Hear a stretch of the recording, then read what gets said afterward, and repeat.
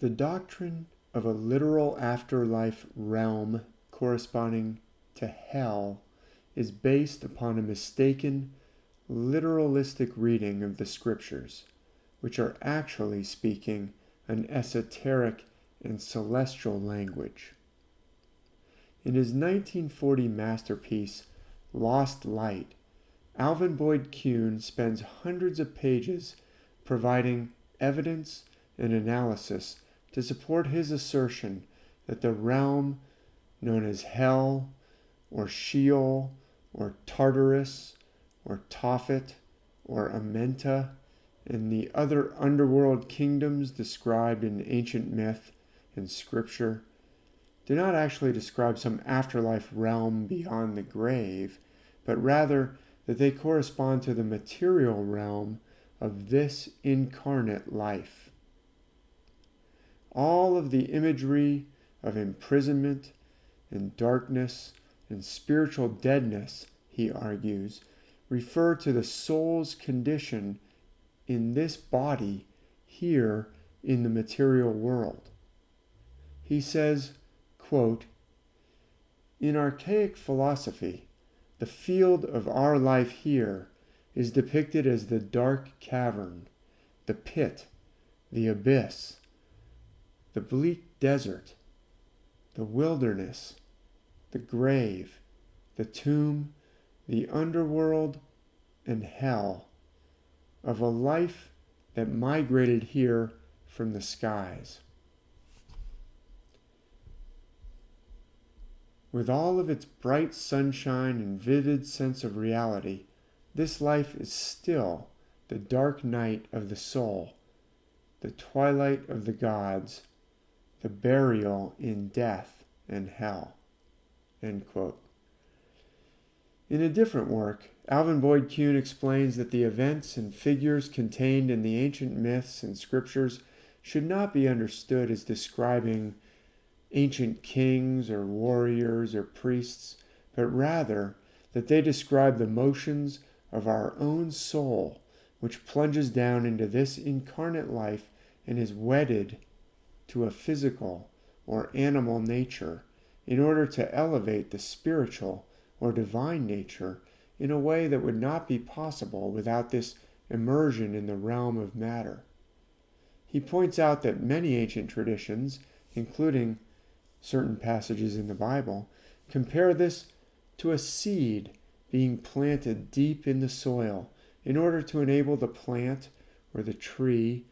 to achieve new heights as it grows, which would not be possible if the seed itself had not been immersed in the earth before its branches could later reach up to the sky. And in a very important passage in a lecture he delivered entitled Easter, the Birthday of the Gods, Alvin Boyd Kuhn explains how the world's ancient myths, scriptures, and sacred stories use the cycle of the year to dramatize the interplay between the spiritual realm and the material realm, between our spiritual nature and our physical nature, with the upper half of the annual cycle representing the spiritual realm and the lower half representing the material realm, and thus representing this incarnate life, this lower realm through which we are all presently traveling. He says, quote, "Using solar symbolism and analogs in depicting the divine soul's peregrinations round the cycles of existence, the little sun of radiant spirit in man being the perfect parallel of the sun in the heavens, and exactly copying its movements, the ancient sages marked the 4 cardinal turns of its progress round the zodiacal year as epochal stages in soul evolution. As all life starts with conception in mind, later to be extruded into physical manifestation, so the soul that is to be the God of a human being is conceived in the divine mind at the station in the zodiac marking the date of June 21st. This is at the top of the celestial arc, where mind is most completely detached from matter, meditating in all its purity. Then the swing of the movement begins to draw it downward, to give it the satisfaction of its inherent yearning for the Maya of experience, which alone can bring its latent capabilities for the evolution of consciousness to manifestation. Descending from June, it reaches September 21st, the point where its direction becomes straight downward, and it here crosses the line of separation between spirit and matter, the great Egyptian symbolic line of the horizon, and becomes incarnated in material body.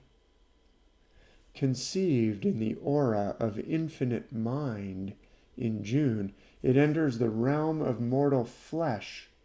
in September. Then, on past September, like any seed sown in the soil, the soul entity sinks its roots deeper and deeper into matter. For at its later stages of growth, it must be able to utilize the energy of matter's atomic force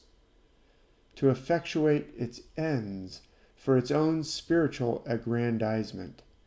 It is itself to be lifted up to heights of cosmic consciousness, but no more than an oak can exalt its majestic form to highest reaches without the dynamic energization received from the earth at its feet. Can soul rise up above body without drawing forth the strength of the body's dynamo of power. Down, down it descends then, through the October, November, and December path of the sun, until it stands at the nadir of its descent on December 21st. Here it has reached the turning point, at which the energies that were stored potentially in its seed form and will begin to stir into activity. At the winter solstice of the cycle, the process of involution of spirit into matter comes to a standstill, just what the solstice means in relation to the sun. And while apparently stationary in its deep lodgment in matter, like moving water locked up in winter's ice, it is slowly making the turn, as on a pivot, from outward and downward to movement at first tangential, then more directly upward, to its high point in spirit home. So the winter solstice signalizes the end of death and the rebirth of life in a new generation. It therefore was inevitably named as the time of the birth of the divine Son in man, the Christ Mass, the birthday of the messianic child of spirit, the incipient resurgence of the new growth, now based on and fructified by roots struck deep in matter, begins at this turn of the year, as the Old Testament phrases it, and goes on with increasing vigor as, like the lengthening days of late winter, the sun power of spiritual light bestirs into activity the latent capabilities of life and consciousness, and the hidden beauty of the spirit breaks through the confining soil of body and stands out in the fullness of its divine expression on the morn of March 21st. This brings the soul in a burst of glorious light out of the tomb of fleshly death, giving it verily its resurrection from the dead. No longer is it to be a denizen of lower worlds, a prisoner chained in body's dungeon pit, a soul nailed on matter's cross. From man it has become God." End quote. This is an incredibly helpful framework for understanding the esoteric language with which the world's ancient myths, scriptures, and sacred stories seek to convey their profound wisdom for our benefit. The annual cycle of the sun that Alvin Boyd Kuhn describes, marked by the key crossing points and turning points of the two equinoxes and the two solstices, can also be demarcated by the changing backdrop of the stars as we orbit the sun on our annual journey, which causes the sun to move through the different stations of the zodiac band depending on the line between the Earth and the sun at any given point on our orbital path. Here you can see the actual motion of the sun through the zodiac band as we move throughout the year, showing the sun moving through Virgo as it crosses down into the lower half of the year, when the sun's path through the sky during the day is below the celestial equator, and the hours of daylight are therefore shorter than the hours of darkness, and then reaching its lowest point as it passes Scorpio and into Sagittarius, and then reaches the winter solstice, the great turning point of the year, when the sun's path turns back upwards and days cease getting shorter and start growing longer again, although still shorter than nights, until we reach the next crossing point at the spring equinox between Pisces and Aries on the way up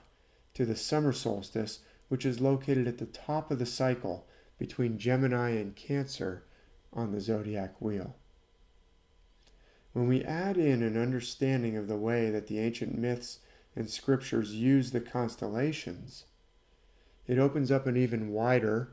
or deeper perspective into the episodes and characters described in those myths, because virtually all of the ancient sacred stories can be shown to be based on these heavenly cycles and on the motions of the sun, the moon, the visible planets,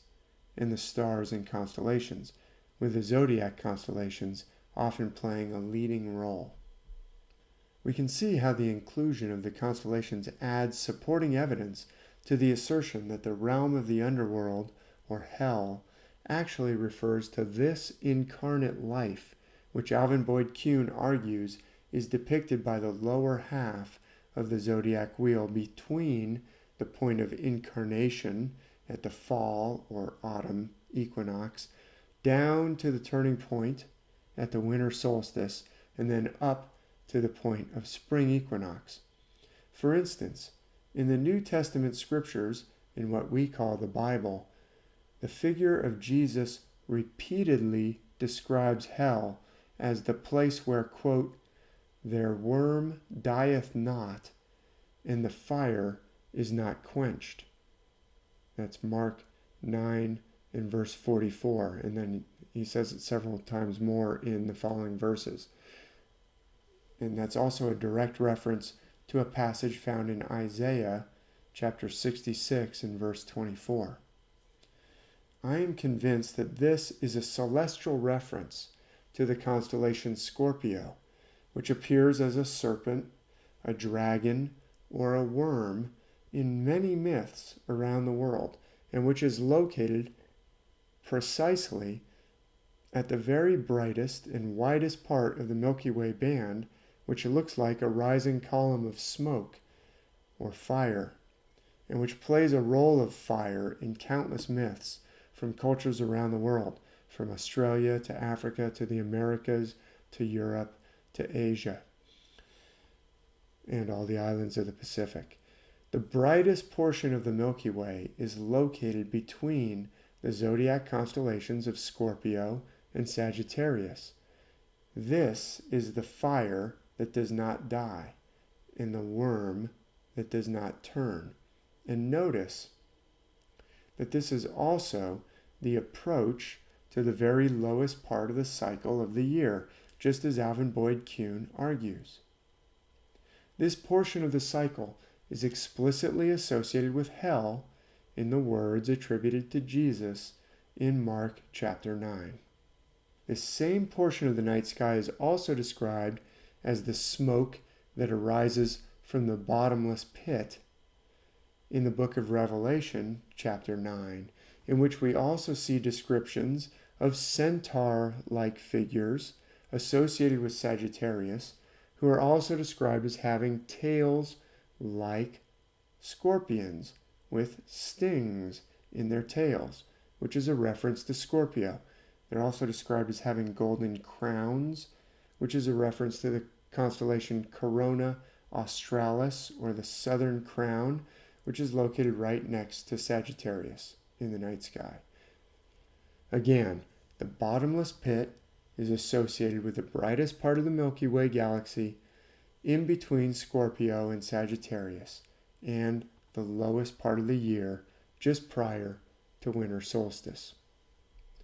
Lecturing in the 1800s, the Reverend Robert Taylor also pointed out that the traditional depictions and descriptions of the devil in Western Christian culture feature a figure with a barbed tail, cloven hoofs, and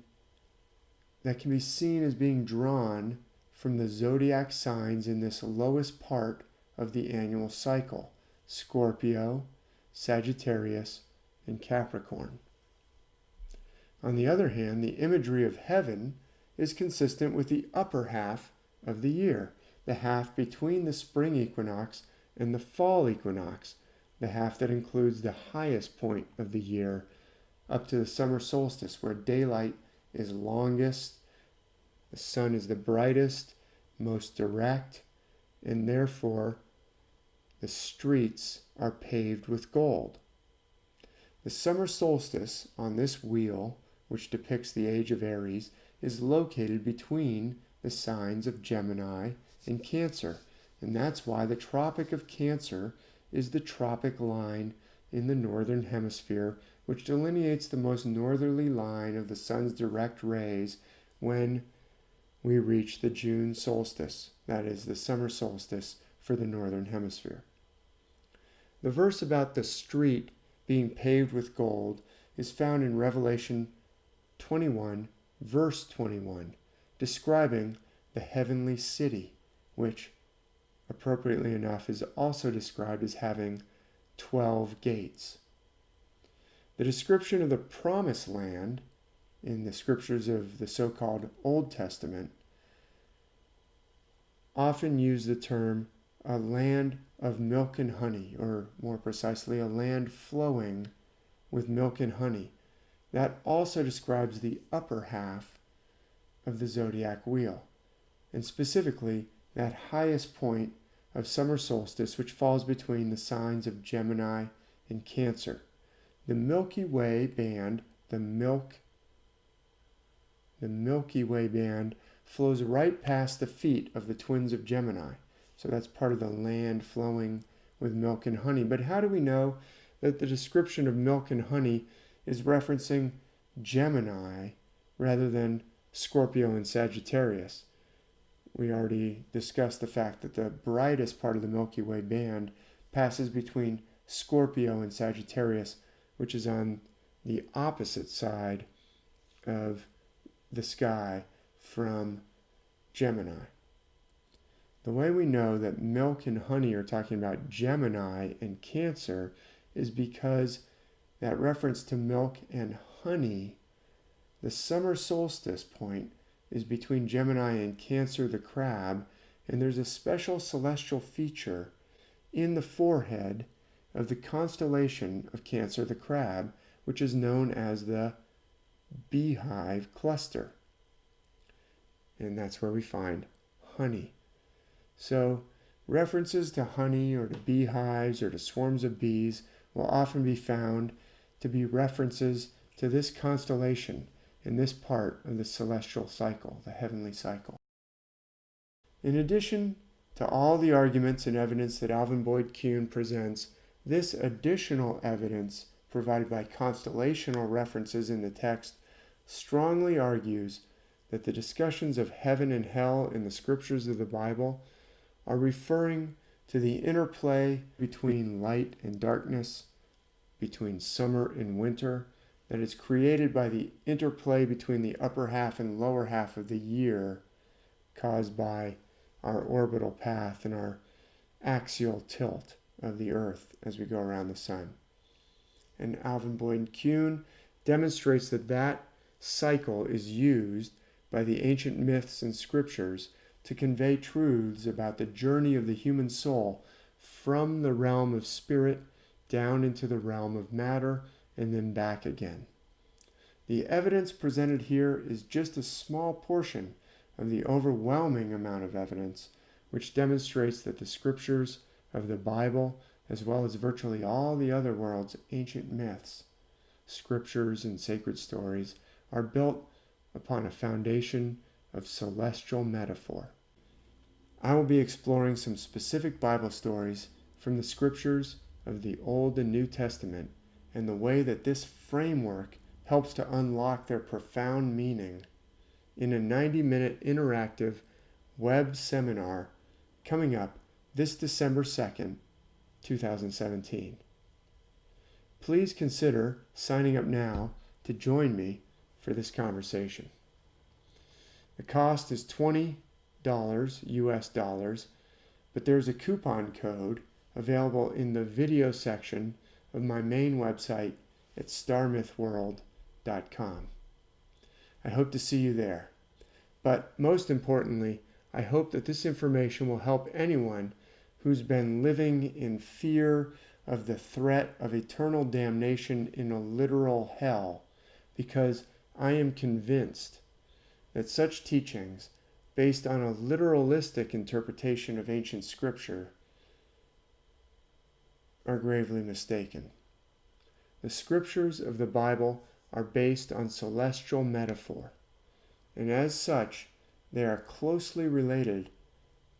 to the world's other ancient myths and scriptures, all of which can be shown to be based on the heavenly cycles which correspond and inform and esoterically portray the path of our own soul and our own journey through this incarnate life in this apparently material universe.